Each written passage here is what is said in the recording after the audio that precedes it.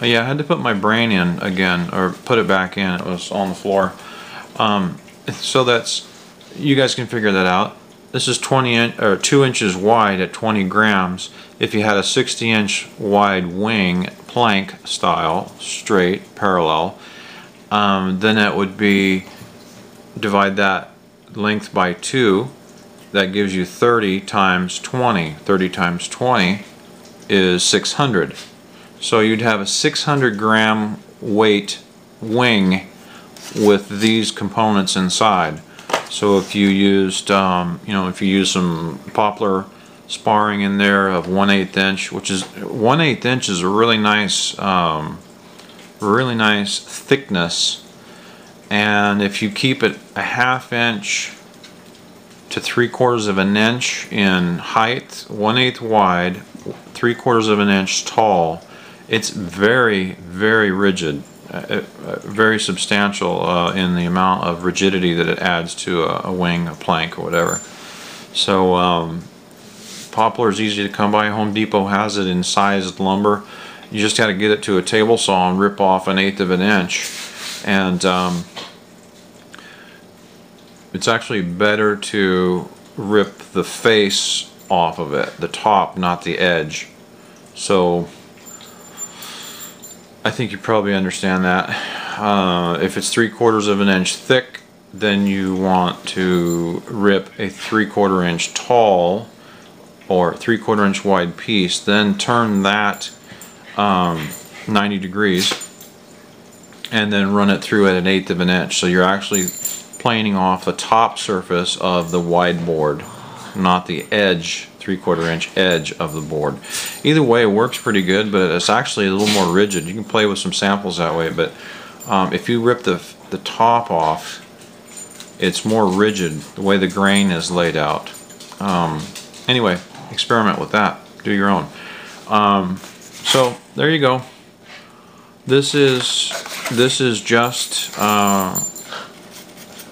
1/2 inch thick here. So the total of this wing thickness is 1 inch, actually less than 1 inch. So that's quite a thin profile, and so it moved along through the air, I mean, really nicely. It didn't seem to take much energy. It was slightly less than half throttle, and it was moving along. The RPM is your common 28 something or other, 2806 or 28, I don't know, I can't remember.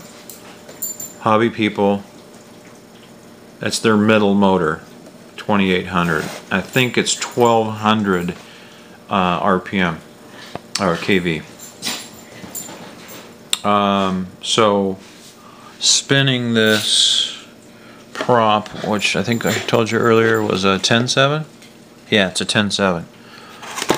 It likes the 10.7, and it could actually be, no, 10.7 works good. You could go pitch less on that if you wanted to. You could go to a 9.7 and get a little tiny bit more RPM, because you'd like the motor to be nearly tapped out. As far as, in my opinion, you want it to be as high a RPM as possible without being maxed, if that makes sense. So that way it's not working hard on the top end and have no headroom, so maximum amount of voltage is running through it. You want it to use its torque to push or pull, whichever where you plant that motor. Anyway, so those are the KFM prototypes, or samples rather, that I made up just using foam board, and it's super easy to cut, this foam board. You know, when it starts chunking up in the foam that you've got a dull blade, you need to get a sharp knife. And you can use a utility. I love the heck out of this because it's very rigid, has lots of exposure, and as I drag it through the material, it's pre-cutting and then deep cutting as you go, and you can apply some pressure on it, and any thin blade knife will work well, but I like that these Japanese Japanese style cutlery have a wide, thick blade, a wide, tall blade rather, so it's a lot more stable.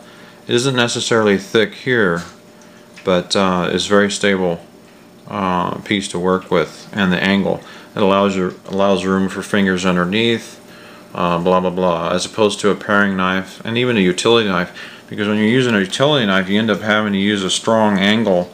You can't lay the blade down low. Anyway, enough about that. I like it, and it's been my favorite. So tomorrow in the afternoon I'll do some more flight testing with this. Again, I rebuilt this fuselage, not the original. Hold on.